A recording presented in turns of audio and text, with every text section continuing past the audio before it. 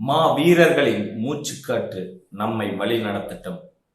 நாம் தமிழர் கட்சியில என்ன வேணா செய்வாங்க, இப்படியெல்லாம் செய்வாங்களா அப்படிங்கிற அளவுக்கு ஒரு 6ஆம் வகுப்பு படிக்கும் ஒரு சின்ன பொண்ணு, ஒரு குழந்தை, நாம் தமிழர் கட்சியை ரொம்ப நேசிக்கக்கூடிய ஒரு குழந்தை ஒரு பெரிய செயலை செய்திருக்குது அப்படின்னா, உண்மையான இதெல்லாம் ஒரு 6ஆம் வகுப்பு படிக்கிற பொண்ணுக்கு இந்த மாதிரி ஒரு அரசியல் புரிதலா? நாம் தமிழர் கட்சி அவசியம், காலத்தின் கட்டாயமா இப்ப தேவையா? ஏன் நாம் தமிழர் கட்சி தேவை அப்படிங்கிற அளவுக்கு ஒரு மிகப்பெரிய விடயத்தை, ஒரு வேலையை செய்திருக்குது அப்படின்னா, உண்மையான அந்த குழந்தைய நம்ம பாராட்டியே ஆகணும். 2வது, அந்த குழந்தை செய்யக்கூடிய வேலையை அந்த குழந்தைக்கு இப்படி ஒரு அரசியல் புரிதலா அப்படிங்கிற விடயத்தை இந்த காணொலியில பார்க்க போறோம். உங்களுடன் நான் உயிர்மை வசந்தகுமார். வாங்க காணொலிக்குள்ள போவோம்.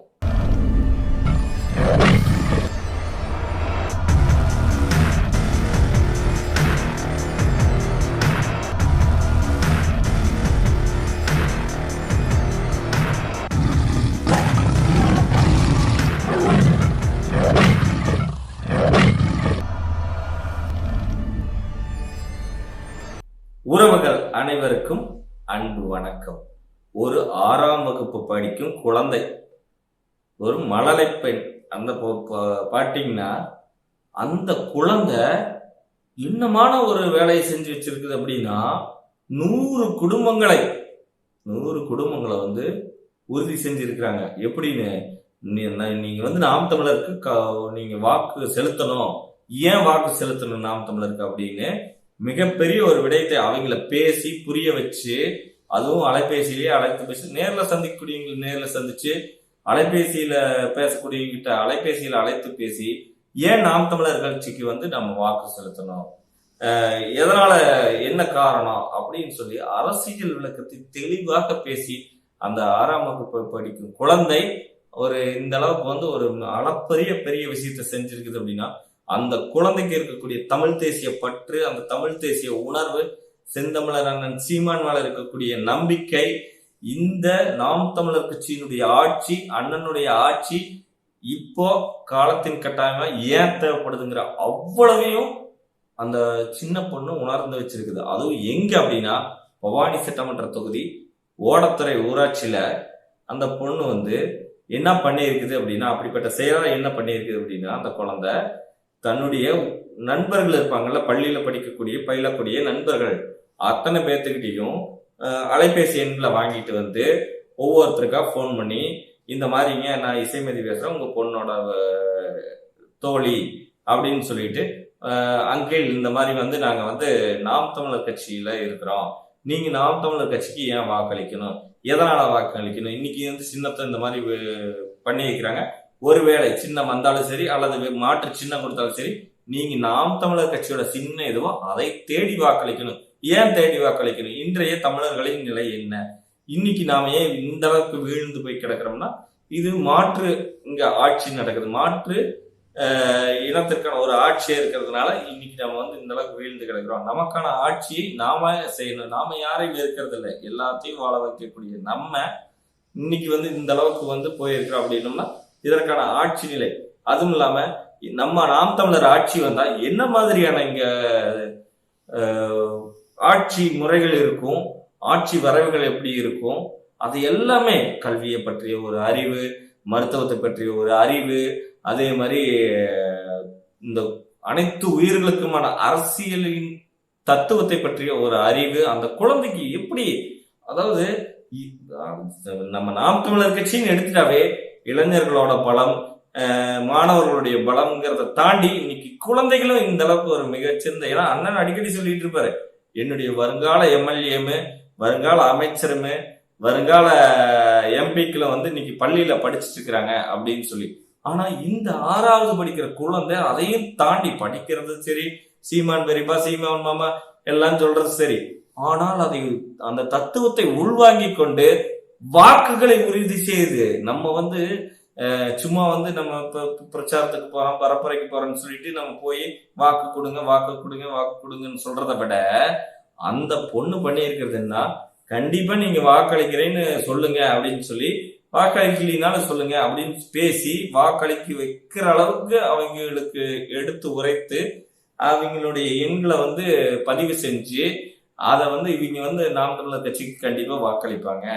அதற்கு காரணம் என்ன அப்படிங்கிற அளவுக்கு உறுதிப்படுத்தி வாக்கு உறுதிப்படுத்துறது. இதுக்கு பேர் என்னன்னா வாக்கை உறுதிப்படுத்துறது. இவங்க வாக்கு நமக்கு தான் அப்படிங்கிறத உறுதிப்படுத்துற அளவுக்கு ஒரு கள வேலையை செஞ்சிருக்கிறாங்க அப்படின்னா உண்மையாலும் இது எப்படிப்பட்ட நாம் தமிழர் கட்சி வெல்ல போகுதுங்கிறதுக்கு இது ஒரு சாட்சியம். இந்த குழந்தையோட உழைப்பு மிகப்பெரிய சாட்சியம். அப்போ எப்படிப்பட்ட உழைப்பை கொண்டு போகணும், இந்த மாதிரியான உழைப்பை கொண்டு போகணும், இந்த மாதிரிதான் பண்ணணும். அதாவது ஒரு உறுதிப்படுத்தணும். எப்படி வாக்கை உறுதிப்படுத்துதல், வாக்கு காசு கொடுத்து 500 1000க்கு நம்ம கொடுத்து வாங்கறது கிடையாது. இருக்கக்கூடிய யதார்த்தம், அரசியல் நிலைப்பாடு, இன்னைக்கு இருக்க ஆளும் கட்சிகள், ஆண்ட கட்சிகளோட அதிகாரத்தின் முற்போக்குகள், இதுவரைக்கும் இருந்த நடைபெற்ற அத்தனை அயோக்கியத்தனங்கள், இது எல்லாம் தாண்டி நாம் தமிழர் கட்சிக்கு இழைக்கப்படும் அநீதிகள், இதற்கெல்லாம் வந்து நாம் தமிழர் கட்சி என்ன மாதிரி பதில் சொல்லி இருக்குது, நாம் தமிழர் கட்சி மக்களோட எப்படி களத்தில் நிற்குது, மக்களுடைய பிரச்சனையை எப்படி எடுத்துட்டு அணுகுறாங்க, மக்களுக்காக எந்நேரமும் உழைத்து கொண்டு இருக்கிற விதத்தை வந்து கொண்டு போய் அவங்க கிட்ட சேர்த்தி அது அவங்க கிட்ட புரிய வச்சு அரசியல் புரிதலை உருவாக்கி நார்மலாக எடுத்துட்டீங்கன்னா ஒருத்தரை வந்து வாக்கு செலுத்த வைக்கிறங்கிறது மிகப்பெரிய கடினம். அது நாம் தமிழர் கட்சிக்கு இப்ப இருக்கக்கூடிய களத்துல பாத்தீங்கன்னா மிகப்பெரிய அளவுல ஒரு வரவேற்பு இருக்குது. அதை அந்த தத்துவத்தை புரியாதவர்களுக்கு கொண்டு போய் புரிய வைக்கணுங்கிறது. அதுவும் ஒரு சின்ன குழந்தை 6ஆம் வகுப்பு படிக்கும் மாணவி இசைமதி, அந்த பொண்ணு இந்த அளவுக்கு பண்ணியிருக்கிறாங்க அப்படின்னா உண்மையாலும் இது வேற லெவலான கட்சி அப்படிங்கறத எல்லாரும் ஏத்துக்கணும். அப்போ ஒரு குழந்தைக்கு கூட இருக்கக்கூடிய தாக்கம் என்ன, இந்த 2 ஆட்சிகளும் இதுவரைக்கும் ஆண்ட திராவிட கட்சிகளினுடைய ஆட்சிகள், இருவேறு தேசிய கட்சிகளின் ஆட்சிகள் இந்த அளவுக்கு கேவலமா இருக்குது. இனிமே இவங்க வேண்டாம், நாம் தமிழர் கட்சி தான் ஆட்சிக்கு வரணும் இங்க மாநிலத்துல. அப்போ வந்து தமிழ்நாடு மிகச்சிறப்பான ஒரு மாற்றத்தை உருவாக்கும். இதை பார்த்து உலகத்துக்கு தேவையான அரசியலை மற்றவங்க கத்துப்பாங்க அப்படிங்கிற அளவுக்கு உண்மையாலும், அதாவது நாம் தமிழரோட ஆட்சி வரைவை படிச்சாவே உண்மையா அந்த புத்தகத்தை எடுத்து படிக்கணும். படிச்சுட்டாவே மனம் மாறிடுவாங்க. அப்போ அந்த புத்தகத்தை படிச்சாதான் அந்த கொள்கை நிலைப்பாடு என்ன, அண்ணன் என்ன சொல்ல வர்றாரு, நாம் தமிழருடைய ஆட்சி எப்படி இருக்குங்கிறது ஓரளவுக்கு புரிதல் உருவாகும். அப்படிங்கிறப்ப அந்த அந்த குழந்தை அதை உள்வாங்கி இருக்குது பாருங்க. அந்த அண்ணன் மேடை பேச்சா இருக்கட்டும், அல்லது வந்து மக்களோட போய் தொடர்ந்து போராட்டத்தில் நிக்கிறதா இருக்கட்டும், நம்ம இந்த அளவுக்கு வந்து வாக்கு சதவீதம் வாங்கி நம்ம ஒரு உயர்ந்த இடத்துக்கு இன்னைக்கு பெரிய கட்சியா மாறி நிக்கிறது வரைக்கும் அந்த குழந்தை இந்த அரசியல் தத்துவங்களை புரிந்து கொண்டு இந்த சிறு வயதிலேயே இப்படி ஒரு அரசியல் நிலைப்பாட்டை, அதாவது ஒரு அரசியல் அடிப்படை மாற்றத்தை உருவாக்குறதுக்கான ஒரு களப்பணியை உன்னதமா செஞ்சிருக்கிறாங்க அப்படின்னா அவங்கள உண்மையாலும் நம்ம வாழ்த்தணும். அதே சமயம் இதை போன்ற பணிகளை நம்ம எடுத்துக்கிட்டு செய்யணும். இன்னொன்னு, உறுப்பினர்கள் அத்தனை பேரும் வாக்குகளை உறுதி செய்ய வேண்டும். எப்படி உறுதி செய்யணும், அந்த பொண்ணு செஞ்சது பாத்தீங்களா, அந்த பொண்ணு செஞ்ச மாதிரியே நம்ம வாக்குகளை உறுதிப்படுத்த வேண்டும். நமக்கு தெரிஞ்சவங்க, உற்றார் உறவினர், சுற்றத்தாரு, நண்பர்கள் அப்படின்ட்டு அத்தனை நேரத்துலையும் பேசி நம்ம இந்த குழந்தை என்ன பண்ணுச்சோ அதே மாதிரி நமக்கு ஒரு எடுத்துக்காட்டு. ஒரு குழந்தை, நம்ம குழந்தையா இருக்கட்டும் பெரியவங்களா இருக்கட்டும், ஒரு மாற்று விடயத்தை பண்றப்ப அதை அவங்க கிட்ட இருந்து நம்ம கத்துக்கலாம் இல்லைங்களா, அது தவறு இல்லை. அதையும் நம்ம மனதார ஏற்றுக்கொள்ள வேண்டிய இடத்தில் இருக்கிறோம். அப்போ அந்த குழந்தைகிட்ட இருந்து நாம என்ன தெரிஞ்சுக்கிறோம், வாக்குகளை சேகரிக்கிறதை விட வாக்குகள் நல்லா கவனிக்கணும், நல்லா வாக்குகளை சேகரிக்கிறதை விட வாக்குகளை உறுதிப்படுத்த வேண்டும். நாம் தமிழர் கட்சிக்கான வாக்கு இது அப்படின்னு உறுதிப்படுத்திக்கிட்டா போதும், நாம் தமிழர் கட்சி இயல்பா எல்லா இடத்துலையும் எந்த சின்னம் கொடுத்தாலும் வென்றும். அந்த அளவுக்கு இன்னைக்கு வந்து நம்ம தொழில்நுட்பத்துறையா இருக்கட்டும், பாசறையா இருக்கட்டும், அல்லது மற்ற நம்ம உறவுகளினுடைய உழைப்பா இருக்கட்டும், அதையும் தாண்டி இது மிகப்பெரிய ஒரு விடயமா நிக்குது. ஏன்னா அக்காலத்துல நம்ம உறவுகளினுடைய உழைப்பை நம்ம வந்து எப்படி அவங்க தன்னுடைய காசை, அதாவது காசை தானே செலவு பண்ணிட்டு களத்துல வந்து நிக்கிறாங்க. கோட்டருக்கும் கோழி பிரயாணிக்கும் கொடுக்கக்கூடிய பரிசு பொருட்களுக்கும் ஒரு விளைபோகலை, ஒரு சாதியோட கட்டமைப்புக்குள்ள அவங்க விளைபோகல.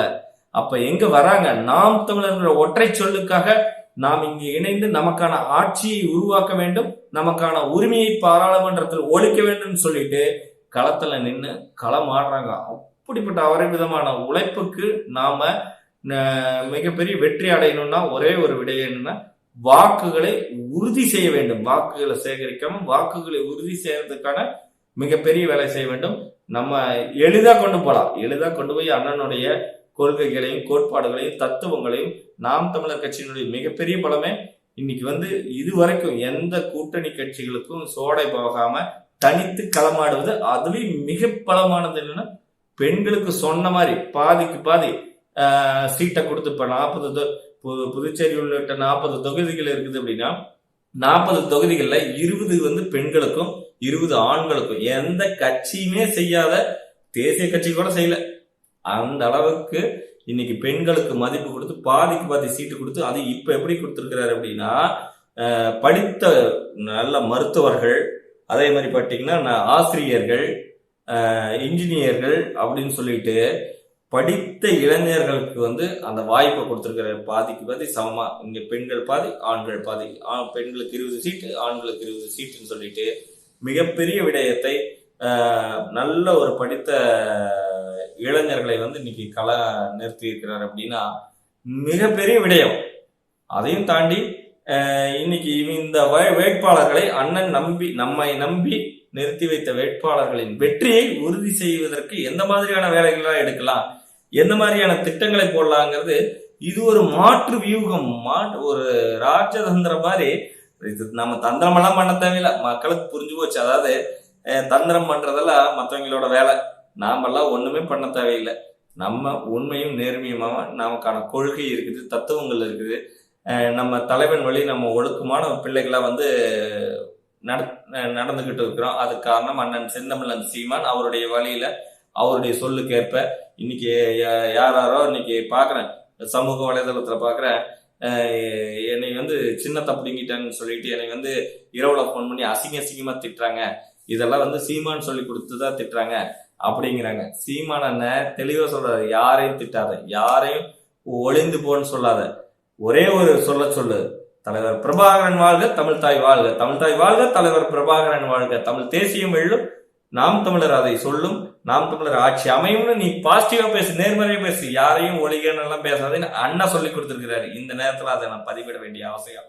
யாரையும் இழிவா பேசி நீ அரசியல் பண்ணாதேன்னு அண்ணா சொல்றாரு இன்னைக்கு வரைக்கும். அப்போ இங்க அண்ணன் சொல்லி கொடுத்தீங்கெல்லாம் சொல்லல, உன் வீட்டு பொருள் உனக்கு காணாத போச்சுன்னா உனக்கு எந்த மாதிரியான கோபம் வருமோ அதே கோபம் தான் நம்ம நாம் தமிழர் உறவுகளுக்கு வந்திருக்குது. அதாவது நீ எடுத்தது சின்னமில்ல, எங்களோட கொள்கையவே நீ திருடிட்டு போயிட்ட அப்படிங்கிற மாதிரி.